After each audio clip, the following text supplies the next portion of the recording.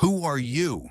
The words tremble from Ulysses Grant, Zenith Innovations' exhausted CEO, as he lifts his head from his desk at 3 a.m., startled by Hannah Brooks, a night shift cleaner who's just shattered the silence with news that could save or sink a $500 million deal. Welcome to A Cleaner's Call, from Night Shift to Global Partnership, a story of unexpected heroes and life-changing moments. Where are you tuning in from? Share in the comments and tell us, can a single phone call transform lives and empires? What do you think happens when a cleaner steps into a CEO's world? Subscribe to our channel for the latest stories that blend heart, courage, and ambition, and join us to unravel how Hannah's bold move sparks a journey from a corporate lobby to Tokyo's boardrooms. Your guesses and stories make this adventure even richer. The hum of the vacuum cleaner was Hannah Brooks' only companion in the cavernous lobby of Zenith Innovations, its marble floors gleaming under the dim fluorescent glow. At 2:47 a.m., the world outside the glass walls of the corporate tower was asleep, but Hannah moved with purpose, her dark eyes scanning the pristine surfaces she polished night after night. Her beauty, radiant even in the worn Navy uniform and practical sneakers, was invisible to the executives who hurried through during the day, their minds on deals and deadlines. To them, she was just another shadow in the night shift, a cleaner who erased their coffee stains and paper trails. But Hannah carried dreams heavier than her cleaning cart, dreams of a youth arts center where kids in her neighborhood could find color and hope amid gray struggles. For now, though, it was just her, the vacuum, and the silence. The sudden buzz of her phone sliced through the drone like a knife. Hannah paused, one hand on the vacuum switch, and glanced at the screen. An international number, all unfamiliar digits, pulsed in the dark.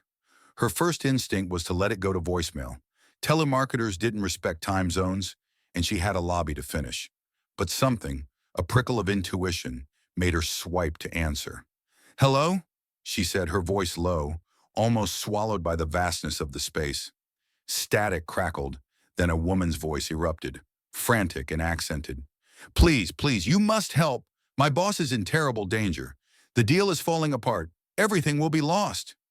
Hannah's brow furrowed as she switched off the vacuum with her foot, the sudden quiet amplifying the caller's desperation. "I think you have the wrong number," she said, adjusting her grip on the phone. "I'm just—" "No, no, you do not understand," the woman interrupted, her voice cracking like glass. "I have been calling for hours. No one answers. The big boss, Mr. Grant, is not picking up.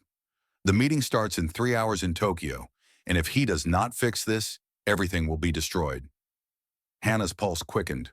Mr. Grant, Ulysses Grant, the millionaire CEO of Zenith Innovations, the man whose face stared from business magazines in the break room, all chiseled features and piercing blue eyes. She'd never seen him in person, not in 6 months of night shifts. The executive floors were always dark by the time she arrived, their occupants long gone. "Are you talking about Ulysses Grant?" she asked, her voice steady despite the surrealness of the moment. "Yes, yes." The woman's tone lifted with a spark of hope. "I am Aiko Tanaka, his assistant in the Tokyo office. There is a crisis with the Sato deal, a very bad crisis. If it is not fixed by morning Tokyo time, we lose everything, $99 million, maybe more." Hannah's breath caught. $99 million. The number was so far beyond her world of scraping by on 3 jobs, cleaning here, daycare shifts, and weekend catering, that it felt like a fiction. She glanced at her cleaning cart, its mop and spray bottles a stark contrast to the high-stakes drama unfolding through her phone. "I'm sorry, but I can't help you," she said, her voice tinged with doubt. "I'm just a cleaner. I don't know anything about business deals." "Please," Aiko begged, her words tumbling over each other. "You are there in the building? You can find him. His phone is off. Security will not let me through. You are my only hope." The desperation in Aiko's voice was a living thing, clawing through the line, wrapping around Hannah's heart. She looked around the lobby, its polished surfaces reflecting the weight of the moment. The elevator buttons glowed softly, each one a portal to floors she'd cleaned but never belonged to.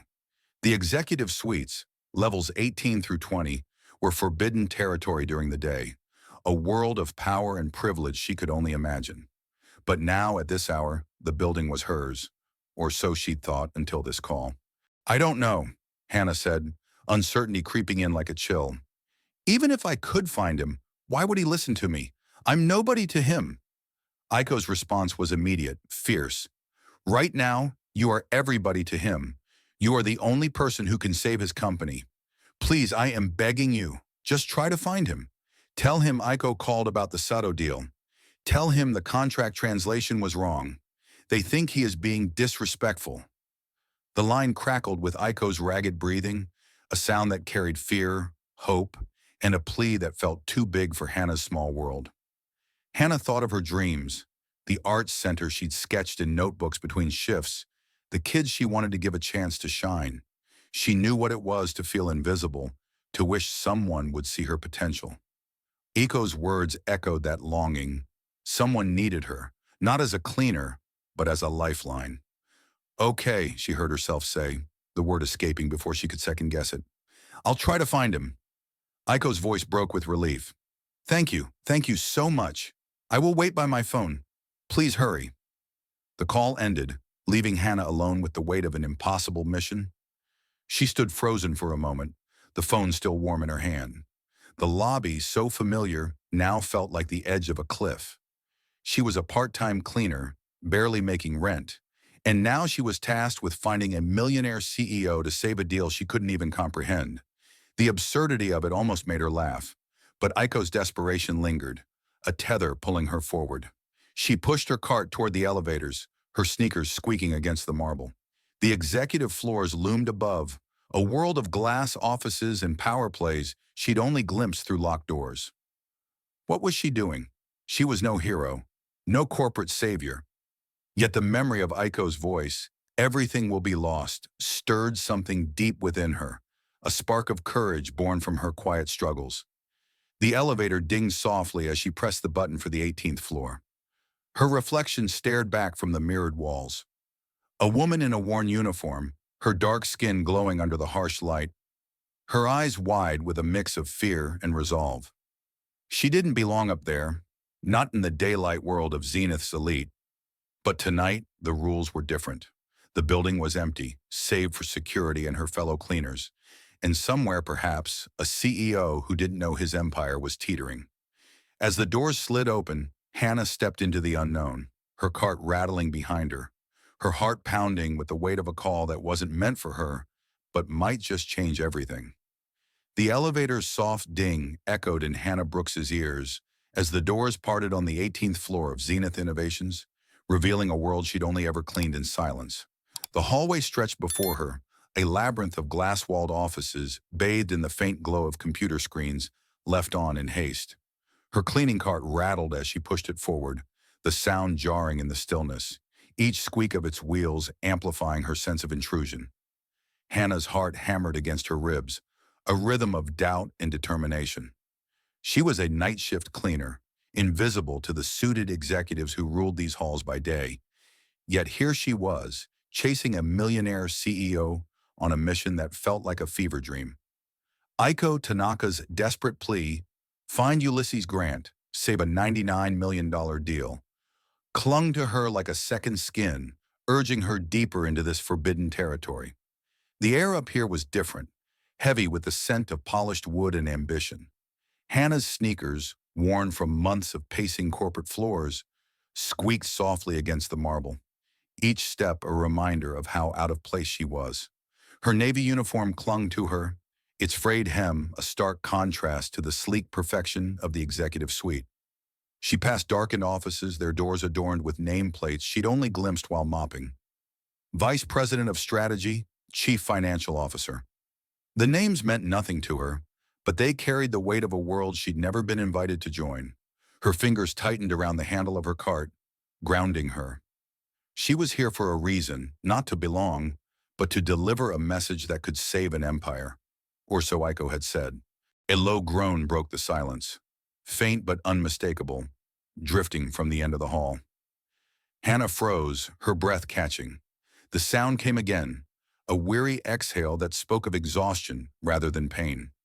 She followed it, her cart trailing like a reluctant accomplice, until she reached a door with a brass plate, Ulysses Grant, Chief Executive Officer. The door was ajar, a sliver of light spilling into the hallway, illuminating papers scattered across the floor like fallen leaves. Her hand hovered over the handle, doubt clawing at her resolve. What if he were sick? What if he thought she was an intruder? What if this was the biggest mistake of her life? But Aiko's voice echoed in her mind. You are my only hope. And Hannah knocked, soft but firm. Mr. Grant, she called, her voice barely above a whisper. Are you okay? The groaning stopped. A rustle of papers, a creak of a chair, then a muffled voice. Who's there? It was deep, rough with fatigue, and unmistakably wary. Hannah swallowed, her throat dry. My name is Hannah Brooks. I'm with the cleaning crew. I got a call from someone named Aiko in Tokyo. She said it's urgent. The silence that followed was thick, charged with disbelief. Then the sound of footsteps, heavy and uneven. The door swung open, and Hannah found herself face to face with Ulysses Grant. He was nothing like the polished figure in the magazines. His blonde hair was a disheveled mess, strands falling into bloodshot blue eyes that blinked at her as if she were a mirage. His expensive shirt was wrinkled, half unbuttoned, revealing a glimpse of a chest that spoke of gym hours but now sagged with exhaustion. Dark circles framed his eyes and a shadow of stubble dusted his jaw. He looked less like a millionaire CEO and more like a man on the edge of collapse. You talked to Aiko? He asked, his voice hoarse but sharp with urgency. When? How? Hannah held up her phone, still warm from the call. Just now. She said she's been trying to reach you. Your phone's off. She mentioned a Sato deal, said the contract translation was wrong, and they think you're being disrespectful. Ulysses ran a hand through his hair, making it even wilder. God, I fell asleep at my desk. I've been working on this deal for 3 days straight. My phone must have died. He stepped back, revealing an office in chaos. Papers strewn across a mahogany desk, 3 monitors glowing with spreadsheets, and a fortress of empty coffee cups. He looked at Hannah, confusion mingling with a flicker of hope. You said the translation was disrespectful? Hannah nodded, her voice steady despite the surrealness of standing in a CEO's office. She said it's a crisis. If it's not fixed by the Tokyo meeting in 3 hours, you could lose everything. $99 million. Maybe more. His face went pale, the color draining like water from a cracked glass. More, he whispered almost to himself. If we lose Hiroshi Sato, it's not just $99 million. It's $500 million over 5 years. Our entire Asian expansion. He sank into his chair, the leather creaking under his weight, and stared at the papers as if they held the answer to his unraveling empire. Hannah stood in the doorway, her cart abandoned in the hall, feeling the weight of his panic. She was no businesswoman, no deal-maker, yet here she was, the unlikely messenger in a moment that could define Zenith's future. Aiko said the contract translation made Sato feel insulted, Hannah continued, piecing together Aiko's frantic words. Something about it being too casual, not respectful enough. Ulysses' eyes snapped to hers, sharp with realization. Disrespectful. I had our legal team review every word. He rummaged through the papers, pulling out a thick document stamped with Zenith's logo. This was supposed to be perfect. He flipped through it, muttering to himself, then stopped, his shoulders slumping. I studied Japanese business culture, took courses and read books. How did I miss this? Hannah shifted, her sneakers squeaking faintly. She thought of her own life, the times she'd felt unseen, reduced to her job title. Maybe it's not about the words, she said, surprising herself with the clarity of her thought. Maybe it's about how they made him feel. When someone feels disrespected, it's because you're not seeing them as a person, you're seeing them as a goal to achieve. Ulysses looked up, his gaze piercing through his exhaustion. Her words hung in the air, simple yet profound, cutting through the chaos of his mind. You're right, he said slowly, as if tasting the truth for the first time. I've been so focused on closing this deal, I forgot about the man behind it. He stood pacing behind his desk, the document still in hand. Aiko said he feels disrespected. That's not just a translation error, that's a failure to connect. He stopped, turning to Hannah. You're not just a cleaner, are you? The question caught her off guard, and she felt a flush of warmth, not from pride, but from being seen. "I'm just Hannah," she said, meeting his gaze. "But I know what it's like to feel invisible. Maybe Mr. Sato feels that way too." Ulysses nodded, a spark of determination reigniting in his eyes. "I need to talk to Aiko. Can I use your phone?" Hannah handed it over, her fingers brushing his, the contact grounding her in the moment. As he dialed, she stood there, an outsider in a world of power, yet somehow pivotal. The office, with its awards and city skyline view, felt like a stage, and she was no longer just cleaning it. She was part of the drama unfolding within its walls. The air in Ulysses Grant's office was thick with the weight of a crisis teetering on the edge of catastrophe. Papers littered the mahogany desk like wreckage from a storm, their edges curling under the glow of 3 monitors, casting jagged shadows across the room. Ulysses stood behind his chair, gripping Hannah Brooks' phone as if it were a lifeline, his knuckles pale against the dark case. The chaos of his office, empty coffee cups stacked like a crumbling fortress, a tie discarded over a chair, mirrored the turmoil in his mind. Hannah stood in the doorway, her cleaning cart forgotten in the hallway, her presence an anchor in the storm. She was a stranger to this world of high-stakes deals, yet her words had sparked something in Ulysses, a flicker of clarity amid the fog of his exhaustion. The $99 million Sato deal, potentially worth $500 million over 5 years, hung in the balance, and the clock was ticking toward a Tokyo meeting just 3 hours away.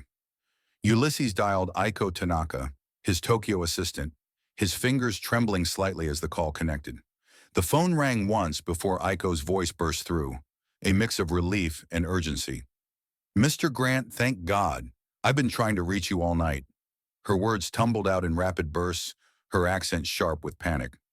Ulysses sank into his chair, the leather creaking under his weight, and ran a hand through his disheveled blonde hair. "Aiko, I'm sorry. My phone died, and I fell asleep at my desk. What's happening with the Sato deal?" Hannah watched him, her dark eyes steady, though her heart raced. She was still grappling with the surrealness of her role. A cleaner, now a messenger in a corporate drama that could reshape Zenith Innovation's future. Aiko's voice crackled through the phone, each word a hammer striking the fragile structure of the deal. "The contract you sent yesterday, Mr. Sato's translator says it's very rude. They think you're being disrespectful to their company." Ulysses' face went white, his blue eyes widening as he clutched the contract, its pages heavy with the weight of his oversight. "Disrespectful? I had our legal team review every word. Every clause was triple-checked." He flipped through the document, its dense text blurring before his tired eyes. "How could this happen?" Aiko's tone softened, but the urgency remained. "It's not about the legal terms, sir. It's the tone, the structure. The greeting was too casual. You used Mr. Sato's first name, Hiroshi, instead of his proper title. The proposal highlights Zenith's achievements before acknowledging Sato Enterprises' reputation. And the financial terms. They read like you're doing him a favor, not seeking a partnership." Ulysses stopped pacing, the contract slipping from his fingers to the desk. "I studied Japanese business culture," he said, his voice low, almost a confession. "I took courses, read books, and hired consultants. How did I miss this?" The question hung in the air, unanswered, as he stared at the document as if it had betrayed him. Hannah, still standing in the doorway, felt the weight of his self-doubt. She knew nothing of contracts or international deals, but she understood what it was to be misjudged, to feel unseen. Her life, juggling 3 jobs, scraping by for a dream of an arts center, had taught her the sting of being reduced to a role, a uniform. "Maybe it's not about what you studied," she said, her voice cutting through the silence like a blade. "Maybe it's about how it made him feel. When someone feels disrespected, it's because you're not seeing them as a person. You're seeing them as a goal to achieve." Ulysses turned to her, his gaze sharp despite the exhaustion etched into his face. Her words, simple yet piercing, landed like a spark in dry grass. "A goal to achieve," he repeated, testing the truth of it. "I've been so focused on closing this deal, proving Zenith can dominate the Asian market, that I forgot about the man behind it." He sank back into his chair, rubbing his temples. "Aiko, What exactly did the translator say? Aiko's voice steadied, though the urgency lingered. Mr. Sato is traditional. He values honor and respect above all. The contract's tone makes it sound like Zenith sees his company as small, unimportant. He's planning to cancel the meeting and work with your competitors instead. The words hit Ulysses like a physical blow. He leaned forward, elbows on the desk, his head in his hands. Cancel the meeting? That's in 3 hours. Eco, that's not just 99 million. It's $500 million over 5 years, our entire expansion strategy. Hannah watched him, her own breath catching at the scale of the loss. She thought of her own struggles, the late nights worrying about rent, the dreams she held tight despite the odds. The stakes were different, but the fear of losing everything was the same. Aiko's voice softened, offering a lifeline. There's still time, Mr. Grant, but you need to understand. This isn't just about the contract. Mr. Sato feels you don't respect him or his culture. He thinks you're another American businessman seeing Japan as a market to conquer. Ulysses looked up, his eyes meeting Hannah's. Another American businessman, he murmured, the words bitter on his tongue. I don't feel that way. I've studied Japanese practices for years. Aiko's response was gentle but firm. Reading books isn't the same as understanding hearts. Mr. Sato is a man who values tradition, legacy. His father built Sato Enterprises from nothing, just like your grandfather built Zenith. That's your connection to him. The revelation landed like a thunderclap. Ulysses' grandfather, a scrappy entrepreneur who started Zenith in a Detroit garage, was the foundation of his drive, his need to prove himself worthy of that legacy. My grandfather, he said softly, almost to himself. He's why this deal matters so much. Hannah stepped closer, her sneakers silent now on the carpet. Then maybe that's what you need to tell Mr. Sato, she said, her voice steady but warm. Not the business stuff, the real stuff. Why this matters to you, not just to your company. Ulysses looked at her, really seeing her for the first time.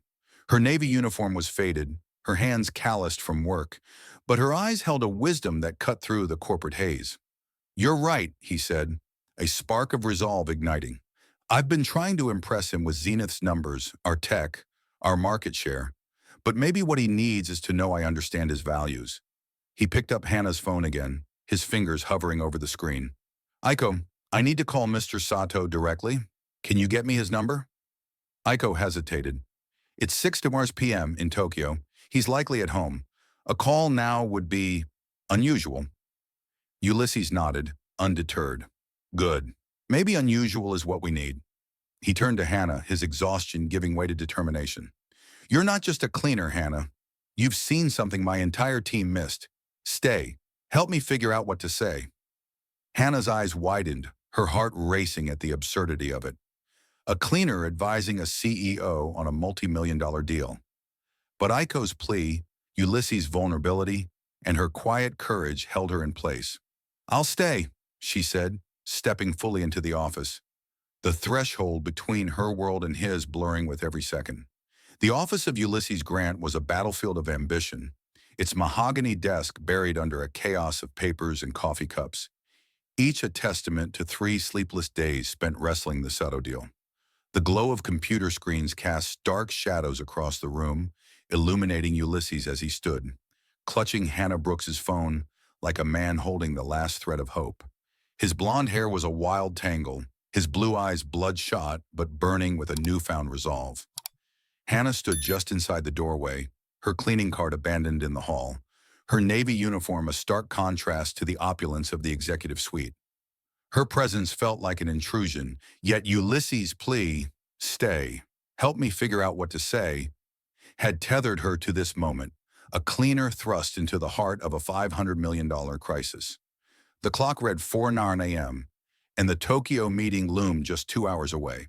Ulysses paced behind his desk, the contract that had offended Hiroshi Sato lying open, its pages marked with red ink and desperation. Aiko Tanaka's words echoed in his mind. Mr. Sato feels you don't respect him or his culture. The weight of that failure pressed against his chest, heavier than the exhaustion that clung to him like a damp cloth. He stopped, his gaze settling on Hannah, her dark eyes steady despite the surrealness of her role. "I'm calling Sato directly," he said, his voice low but firm. "Aiko said it's 6 p.m. in Tokyo. He's probably at home. This could go wrong in 100 ways." Hannah tilted her head, her voice soft but piercing. "Or it could go right. Maybe he needs to hear from someone willing to step out of the boardroom and into his world." He nodded, her words igniting a spark of courage. Aiko had sent Sato's number, a rare privilege that underscored the gravity of the moment. Ulysses dialed, his fingers trembling slightly, the phone pressed to his ear. Each ring felt like a heartbeat, amplifying the tension in the room. Hannah stood rooted, her breath shallow, as if the call's outcome might ripple into her own life. A formal voice answered in Japanese, then switched to accented English. "This is Hiroshi Sato. Mr. Grant, I am surprised to hear from you at this hour." Ulysses took a deep breath, his exhaustion giving way to sincerity. "Mr. Sato, I'm calling to apologize. The contract we sent was disrespectful to you and your company. That was never my intention, but I understand that my intentions matter less than the impact of my words." A long pause followed, the silence stretching like a tightrope. Hannah watched Ulysses, his shoulders squared but his face vulnerable, stripped of the corporate armor she'd seen in magazine photos. "You are calling to apologize?" Sato's voice was measured, tinged with curiosity. "In my experience, American businessmen make excuses or shift blame." Ulysses glanced at Hannah, her nod a silent encouragement. "I'm not calling as just another businessman, Mr. Sato. I'm calling as a man who inherited his grandfather's company and is trying to honor his legacy. I understand you did the same when you took over Sato Enterprises." The line went quiet again, but this silence felt different, less guarded. "You know about my father?" Sato asked, his tone softening. Ulysses seized the opening, his voice steady but warm. "I know he built your company from nothing, starting in a small Osaka workshop 60 years ago. I know you spent your life protecting his legacy, just as I'm trying to protect my grandfather's. He started Zenith in a Detroit garage with nothing but a dream and a stubborn will. This partnership isn't just about money for me. It's about proving I can carry his work forward with integrity." Hannah's heart swelled as she listened, her dreams of a youth arts center flickering in her mind. She saw herself in Ulysses' words, in his need to prove he was more than his title. Sato's voice came through, thoughtful now. "You speak of integrity, yet your contract did not reflect it." Ulysses winced, but his response was unflinching. "That's my failure, Mr. Sato. I was so focused on impressing you with Zenith's capabilities that I forgot to show respect. I forgot that business is about relationships, not just deals. My grandfather taught me that, and I lost sight of it." Another pause, longer this time, as if Sato were weighing Ulysses' soul through the phone. Hannah shifted, her sneakers silent on the carpet, her presence a quiet anchor. "What would your grandfather think of this situation?" Sato asked. Ulysses smiled, a sad, fleeting curve of his lips. "He'd tell me I'm overthinking it. He'd say the best partnerships start with honest conversations between people who respect each other." Sato's voice warmed, just a fraction. "And do you respect me, Mr. Grant?" Ulysses didn't hesitate. "I respect you tremendously. I respect what you've built, your commitment to your father's legacy, and your choice to protect your company's values, even when it costs you." The silence that followed was heavy with possibility. Hannah held her breath, her hands clasped tightly, as if she could will the conversation to succeed. "This is unusual," Sato said finally, "but I will agree to meet with you in Tokyo, under conditions." Ulysses leaned forward, hope flickering in his eyes. "Name them." Sato's tone was firm but not unkind. "First, we discard the old contract. We start fresh. Second, our meeting will be about understanding each other as people, not just selling your company. And third, you will bring the person who helped you make this call. I wish to meet them." Ulysses' gaze snapped to Hannah, who shook her head, her eyes wide with panic. "Mr. Sato, that's Hannah Brooks. She's a cleaner here." Sato's voice held a trace of amusement. "A cleaner who helped you see what your consultants could not. I insist on meeting Ms. Brooks." Hannah's stomach twisted, her mind reeling at the thought of stepping into a Tokyo boardroom. "Sir, I don't think that's necessary," Ulysses said, sensing her fear. But Sato was resolute. In 30 years of business, I know the difference between prepared remarks and genuine emotion. Someone helped you find that honesty. I want to meet her. Ulysses ended the call, handing the phone back to Hannah. Their eyes met, his filled with gratitude, hers with a mix of terror and wonder. You did it, she whispered, barely believing it. No, he said, his voice soft but firm. We did it. You saw what I couldn't, that this wasn't about contracts but about people. He stepped closer, the chaos of his office fading into the background. Hannah, you're not nobody. You're the reason we have a chance to save this deal. She clutched the phone, her calloused hands a reminder of her world, so far from his. Yet in that moment, she felt seen, not as a cleaner, but as someone who mattered. The Tokyo meeting loomed, a daunting horizon, but Ulysses' belief in her was a spark that warmed the edges of her fear. The office, once a symbol of a world she didn't belong to, now felt like a stage where she'd taken her first step into the unknown.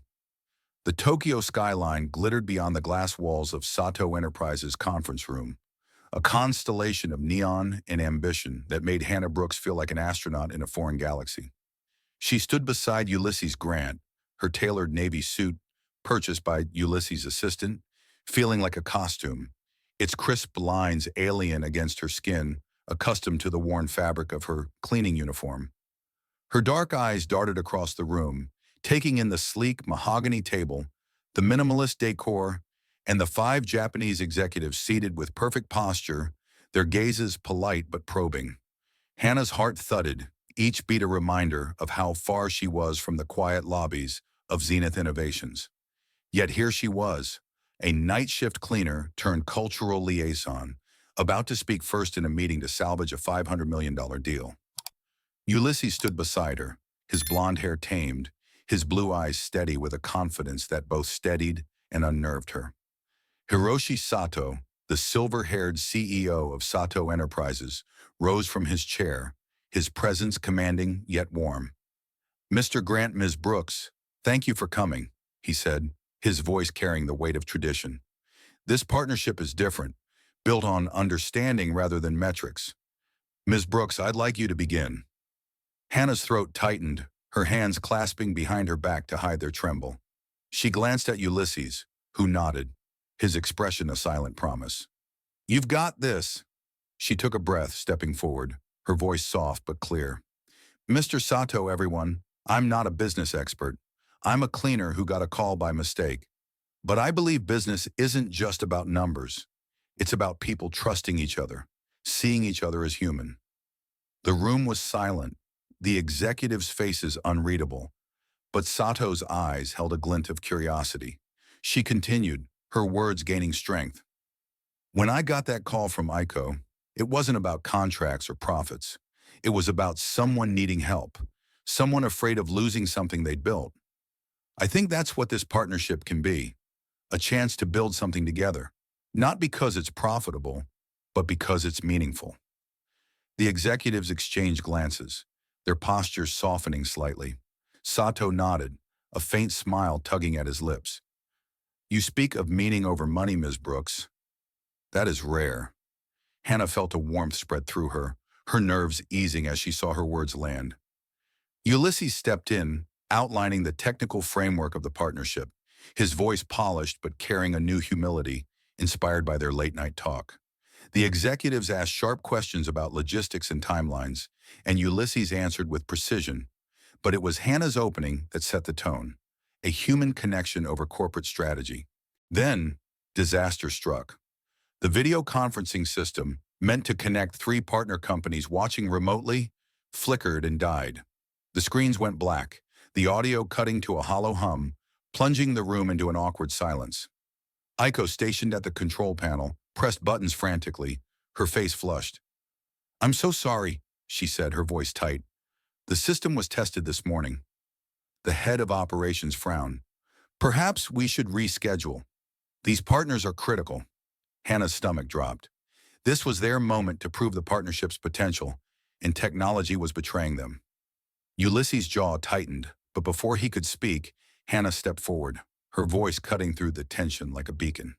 Maybe this is an opportunity, she said, surprising even herself. All eyes turned to her, Sato's brow arching with interest. What do you mean, Ms. Brooks? She took a breath, her mind racing, but her resolve firm. I was about to talk about building personal connections, but slides and screens can't do that. Maybe instead of a perfect presentation, we can have a real conversation. Right here, with the people in this room. The executives exchanged skeptical looks, but Sato leaned forward, his hands folded. Continue. Hannah's heart pounded, but she thought of her dreams, of the kids at her imagined arts center, of the community she wanted to build. Mr. Sato, what made you want to lead this company? Not what your father built, but what drives you? The question hung in the air, bold and personal, breaking every rule of the corporate playbook she'd never read. Sato's eyes widened, then softened, a memory flickering behind them. As a boy, I watched my father solve problems for his clients. He didn't just sell products. He gave them hope, solutions they hadn't seen. I wanted to do that, to make people's lives better through business. His voice was quiet, almost reverent, and the room seemed to exhale. Hannah turned to the other executives. What about you? What brought you here? One by one, they shared their stories. The CFO spoke of creating stability for future generations. The head of strategy described a passion for innovation rooted in her grandfather's small shop. And the director of operations admitted a love for systems that made life easier for workers. Their voices, initially formal, grew warmer, more human, as if Hannah had unlocked a door they'd forgotten existed. You know what I hear? Hannah said, her voice steady now, her fear replaced by conviction. You all care about more than profits. You care about people, about building something lasting. That's what this partnership can be, a chance to work together, not as companies, but as people with shared dreams. Sato's smile was full now, his eyes bright with something like admiration. Ms. Brooks, you have a gift for seeing what lies beneath. You remind us why we do this. The executives nodded, their skepticism replaced by engagement. Ulysses watched, his expression a mix of awe and gratitude. What Hannah's describing, he said, is how we got here. A shared commitment to solving a problem, not just closing a deal. Aiko, still at the panel, whispered, the system's back online. Should I reconnect the partners? Sato shook his head. No, this conversation is more valuable than any presentation. He looked at Hannah. Miss Brooks, you've shown us that trust begins with understanding. I want you as our cultural liaison to ensure this partnership stays human. Hannah's breath caught, the weight of his words sinking in. She, a cleaner who'd answered a wrong number, was now a linchpin in a global deal. The room felt electric, the air charged with possibility. As Sato formalized the agreement, naming her a key player, Hannah stood taller, her suit no longer a costume but a mantle. The Tokyo meeting, once a distant fear, had become her stage, and she had rewritten the script with nothing but her heart. The conference room at Sato Enterprises was a study in contrast, sleek modernity in its glass walls and polished table, yet steeped in the quiet dignity of Japanese tradition. Hannah Brooks stood at one end, her tailored navy suit a far cry from the worn uniform of her night shift days, though it still felt like borrowed armor. Her dark eyes scanned the faces of Hiroshi Sato's 5 senior executives, each seated with the precision of a ritual, their expressions a blend of curiosity and reserve. Ulysses Grant stood beside her, his blonde hair catching the light, his presence steady but deferential to the moment. The video conferencing screen flickered to life, connecting them to Sato's leadership team for a pivotal discussion to solidify the $500 million partnership. Hannah's heart thudded, not with the panic of yesterday, but with a nervous thrill. She, a cleaner who'd stumbled into this world, was about to propose a vision that could reshape how 2 cultures did business. Hiroshi Sato opened the call with a slight bow, his silver hair glinting under the soft lights. Mr. Grant, Ms. Brooks, thank you for joining us. Today we build the foundation for our partnership. Ms. Brooks, I understand you have ideas about how our companies can work together. Please, begin. Hannah's breath caught, the weight of his trust pressing against her. She glanced at Ulysses, whose nod was a quiet anchor. his blue eyes radiating belief in her. She stepped forward, her voice steady despite the butterflies in her chest. Mr. Sato, everyone, I'm not here to talk about contracts or profits. I'm here to talk about people. I believe our partnership can be stronger if we don't just try to make our business practices compatible, but create something new that honors both our cultures. The executives leaned forward, their faces a mix of intrigue and skepticism. The head of international business, a woman with sharp eyes behind wire-rimmed glasses, spoke first. Can you elaborate, Ms. Brooks? Hannah took a deep breath, her mind flashing to the kids at her imagined arts center, where differences were celebrated, not erased. In Japanese culture, from what I've learned, relationships come first. Respect, trust, long-term thinking. In American business, we often focus on efficiency, innovation, quick results. Instead of choosing one over the other, we can blend the best of both. Imagine meetings where we start with personal connections, understanding each other as people, then use that trust to drive faster, smarter decisions. Sato's CFO, a man with a measured voice, raised an eyebrow. A specific example, please? Hannah's nerves flared, but she thought of her daycare shifts, where listening to a child's story built trust before teaching. For example, she said, we could structure our meetings to begin with personal check-ins. Ask about each other's families. Share what's happening in our lives. In America, we often jump straight to business. But I've seen how taking time to connect makes people feel valued. That trust could make our negotiations stronger, our innovations bolder, because we're working as partners, not competitors. The room was silent, the executives' faces unreadable. But Sato's eyes held a spark of approval. The director of strategic partnerships, a younger man with a quick smile, nodded. You mean like starting each meeting with a moment to be human? That's unconventional. Hannah smiled, her confidence growing. Exactly. When we separate business from life, we lose the foundation that makes partnerships work. If we know each other as people first, we'll solve problems together, not against each other. The executives exchanged glances, their reserve thawing. Ulysses watched, his expression a mix of pride and amazement, as if seeing Hannah anew. He stepped in, his voice smooth but carrying her momentum. What Hannah's describing is how we got here. A shared commitment to understanding, not just winning. That's what will make this partnership different. The conversation shifted to practicalities, with the head of operations asking about implementation. How do we ensure these personal connections don't slow us down? Hannah hesitated, her lack of corporate jargon a silent weight, but she spoke from the heart. It's not about slowing down. It's about building trust up front so we can move faster later. When people feel heard, they're more open to new ideas, quicker to compromise. I've seen it at my daycare job. When kids trust you, they learn faster. The CFO's lips twitched, almost a smile. You compare our executives to children, Ms. Brooks? The room tensed, but Hannah laughed, disarming the moment. Not exactly, but people are people. Whether they're 5 or 50, we all want to be seen. Sato's voice cut through, warm but authoritative. Ms. Brooks, you understand something many consultants miss? Business is not separate from life. It is part of life. His words landed like a benediction, and Hannah felt a rush of warmth, her doubts dissolving. The executives began asking questions, not just about logistics, but about her perspective. How do we measure success in this approach? The head of strategy asked. Hannah paused, then answered. Success isn't just profits. It's when both sides feel respected, when we solve problems together because we trust each other. I'm not an expert, but I'm committed to learning what makes that trust work. The screen flickered as the virtual participants, 3 partner companies, joined, their faces curious but distant. The head of international business posed a challenge.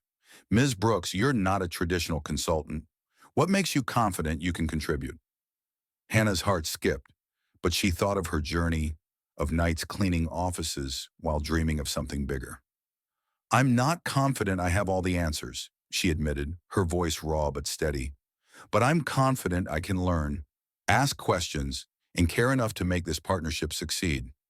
If I make mistakes, I'll apologize and do better, just like anyone else. Sato nodded, his smile full now. That is the attitude we value, not perfection, but commitment to growth. The call stretched on, with Ulysses handling technical questions while Hannah wove in insights about trust and connection. The executives, initially formal, began to relax, sharing brief stories of their own, a childhood memory, a mentor's lesson that echoed Hannah's vision. As the call ended, Sato stood, his presence commanding the room. Ms. Brooks, you've shown us that trust is the foundation of progress. We move forward with you as our cultural liaison, ensuring our partnership remains human. Hannah's breath caught, the title sinking in like a crown she hadn't sought.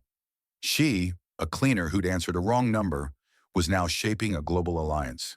Ulysses squeezed her shoulder, his touch grounding her in the moment. You were incredible, he whispered, his eyes bright with admiration. Hannah smiled, her nerves replaced by a quiet pride. The conference room, once a daunting stage, now felt like a space she'd claimed, not with expertise but with authenticity. As they gathered their notes, the executives bowed slightly, a gesture of respect that warmed her to her core. The partnership was no longer just a deal.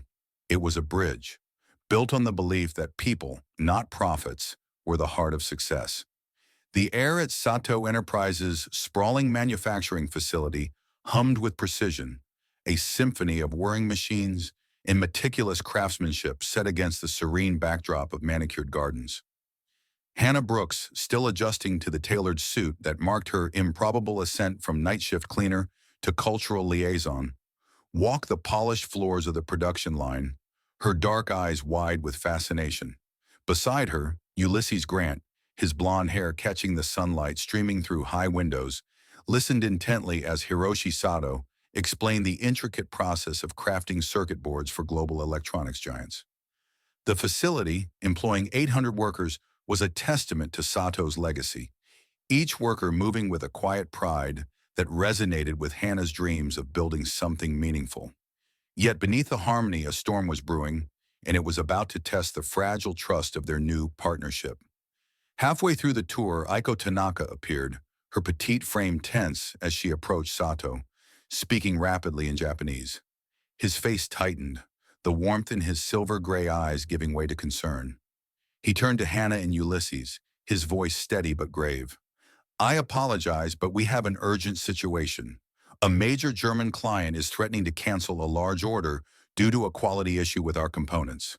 This could disrupt our production schedules for 6 months. Hannah's stomach knotted, the scale of the crisis dwarfing her understanding of manufacturing. Ulysses, his jaw set, asked, "What's the issue?" Sato sighed. They claim our components fail their stress tests, but our quality control shows everything is within specifications. There's a disconnect we haven't resolved. Hannah's mind raced, her thoughts drifting to her daycare shifts, where misunderstandings between children often stem from unheard feelings rather than facts. Have you talked to them directly? She asked, her voice cutting through the technical tension. Sato blinked, surprised by her question. Our technical team has exchanged emails, but the communication has been unproductive.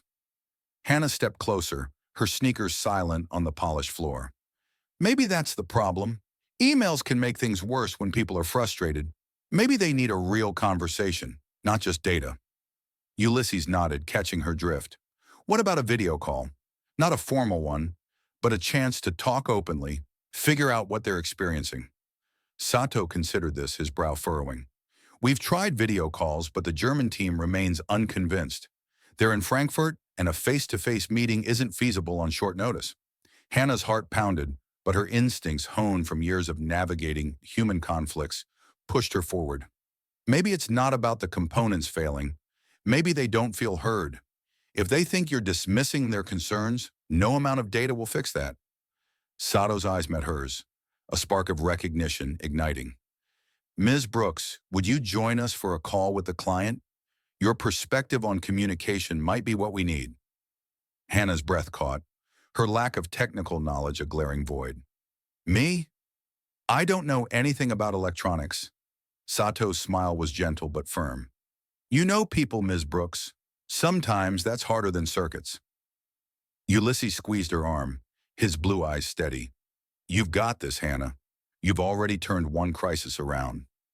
Reluctantly, she nodded, her resolve outweighing her fear. They hurried to Sato's office, a minimalist space with traditional artwork and a view of Tokyo's skyline, where a video conferencing system was quickly set up. The German client, a mid-sized electronics firm, appeared on the screen. The CEO, a stern man with a clipped accent, the chief technical officer, and the head of quality control, all visibly frustrated. Mr. Sato, the CEO began, his voice taut, "We've been trying to resolve this for 2 weeks. Your components fail our stress tests at 60% of the specified level. This is unacceptable." Sato remained calm, his hands folded. "I understand your frustration. Our tests show the components meet specifications, but clearly something is wrong. Can you describe what you're seeing?" The CTO, defensive, snapped. "We're not amateurs. The components degrade far below your promised performance." The tension was palpable, the call teetering on the edge of collapse. Hannah, standing just behind Sato, felt the weight of the moment. She thought of her neighbor's catering business, where a single misunderstanding could ruin an event, and how listening often bridged the gap. "Excuse me," she said, stepping into view, her voice steady despite her racing pulse. "I'm not a tech expert, but can I ask what failure looks like in your tests?" The quality control manager, a woman with a sharp gaze, answered, "The components show degradation at 60% of the stress level we expect them to handle." Hannah tilted her head. "And what happens if you keep testing past that point?" The manager frowned. "We stop at 60%. That's failure for us." Sato's lead engineer, standing nearby, murmured in Japanese, then switched to English. "That's the issue. Our tests consider 50% performance acceptable, but they're expecting 90%. Hannah seized the realization, her voice clear. "So you're both right. Your components meet your standards, Mr. Sato, but they're failing the Germans' requirements." Ulysses, catching on, added, "This isn't a quality problem.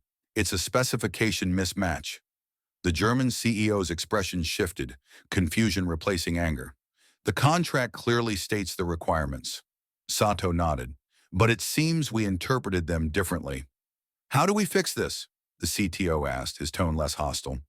Sato proposed, "We could adjust our manufacturing to meet your 90% threshold, but it would raise costs and delay delivery." Hannah, emboldened, suggested, "Or maybe you could test if 60% is enough for your actual use case. Your requirements might be based on worst-case scenarios that don't apply." The quality control manager's eyes lit up. "That's possible. We've been conservative. What if we ran joint tests to find the real performance needs?" Ulysses jumped in. "Our team could be in Germany within a week, and you could send engineers here to see our process." The CEO nodded, his voice warmer. "That sounds reasonable. You've made us feel heard." As the call ended, Sato turned to Hannah, his face alight with admiration.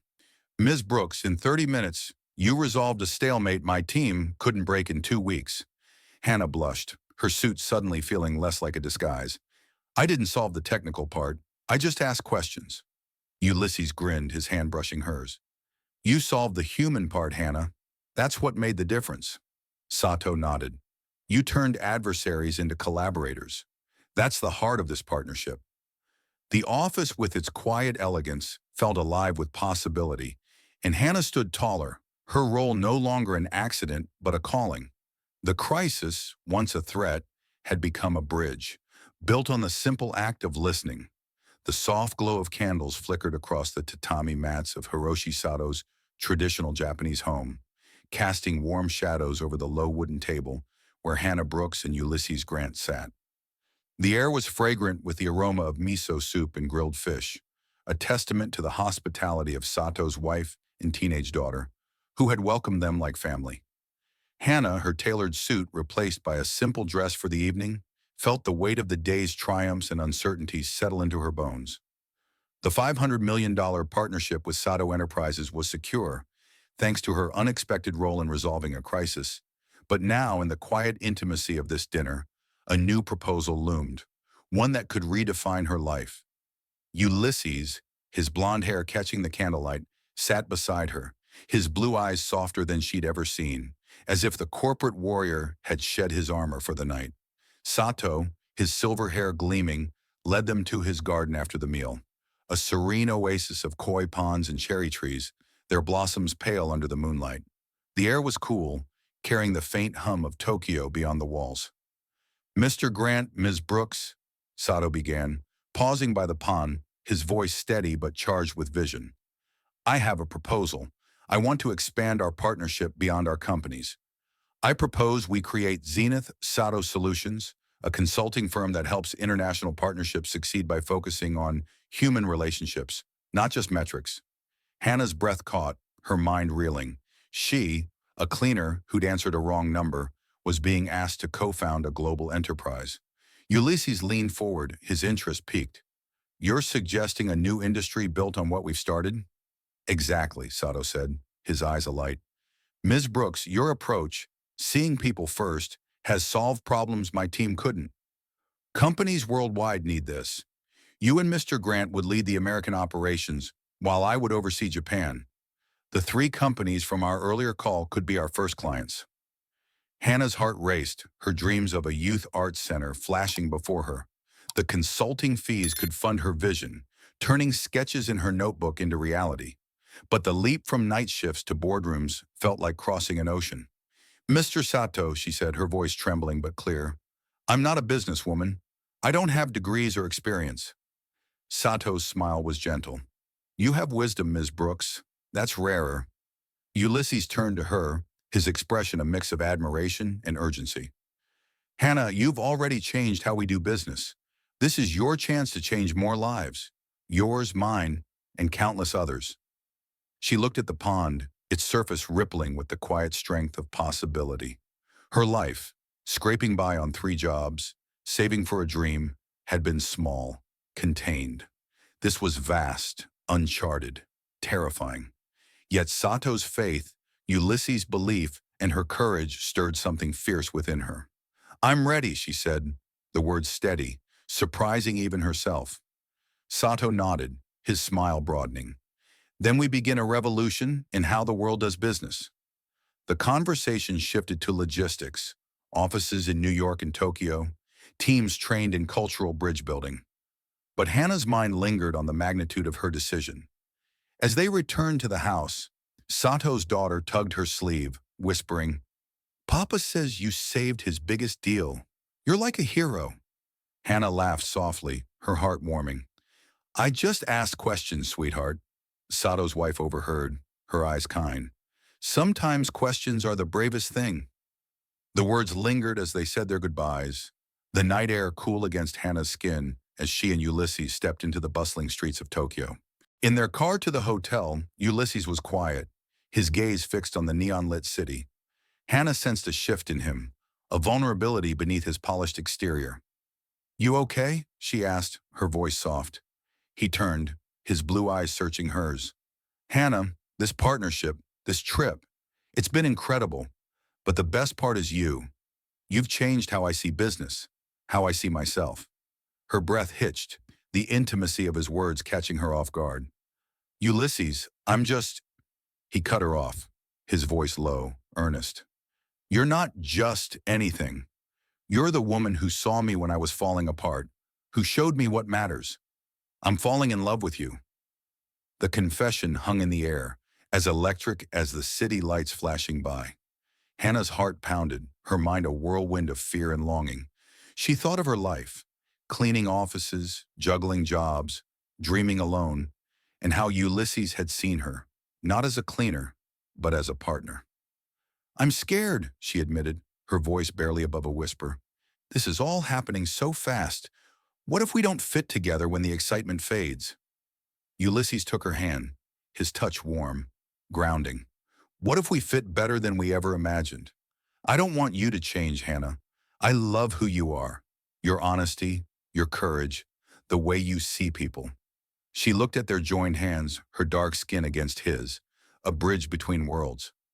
I'm falling for you too, she said, her voice steady now. But I need to stay me, asking questions, challenging things, dreaming big. Ulysses smiled, his eyes bright. That's exactly who I'm falling for. He reached into his pocket, pulling out a small velvet box. I'm not asking for forever yet, but I'm asking if you'll build a life with me, not just a business. but everything. He opened the box, revealing a sapphire ring, its deep blue catching the car's dim light. Will you consider it? Hannah's eyes glistened, tears of awe and fear mingling. She thought of her journey, from a midnight call to this moment, from invisibility to partnership. Yes, she said, her voice firm, a smile breaking through. I'll consider it, Ulysses. Let's see where this takes us. He slipped the ring onto her finger, the weight of it both foreign and right. The car hummed through Tokyo, the city's pulse echoing their own, a shared rhythm of risk and hope. As they reached the hotel, Ulysses squeezed her hand. 6 months from now, Zenith Sato Solutions will be real, and you'll be building your art center. Hannah nodded, the ring glinting as she imagined kids painting, laughing, dreaming in a space she'd created. The dinner, the proposal, the ring. They were not just moments but milestones, marking a path she'd never dared imagine. She was no longer just Hannah Brooks, the cleaner.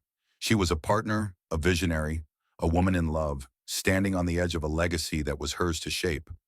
Thank you for joining Hannah and Ulysses on their extraordinary journey in a cleaner's call from night shift to global partnership.